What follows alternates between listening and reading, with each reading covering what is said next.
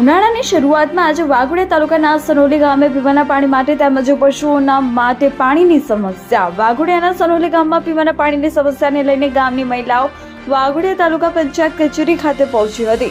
ઉનાળાની શરૂઆતમાં જ પાણીની પોકાર શરૂ. સોનાલી ગામની મહિલાઓ તાલુકા પંચાયત કચેરી ખાતે પહોંચી પાણીની સમસ્યાને લઈને તાલુકા વિકાસ અધિકારીને મૌખિક રજૂઆત કરી હતી.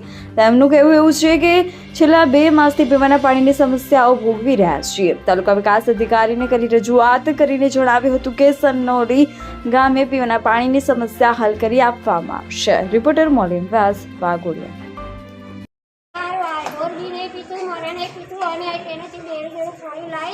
અને પીએ છે અને સરપંચને ફોન કરીએ છીએ તો સરપંચ એવું કહે છે કે મને કોઈ ફોન કરવાનો નહીં.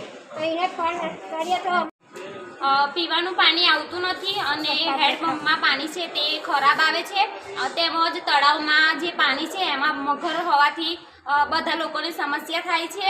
અને પીવાનું તેમજ ઢોર છે એમને બી પાણીની કોઈ વ્યવસ્થા કરેલી નથી.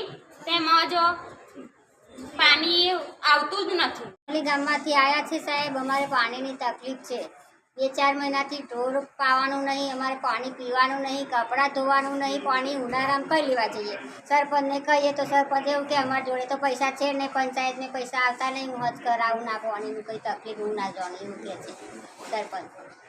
અમને ગ્રામના ગ્રામજનો પીવાના પાણીની સમસ્યા અંગે અત્રે આવેલ હતા.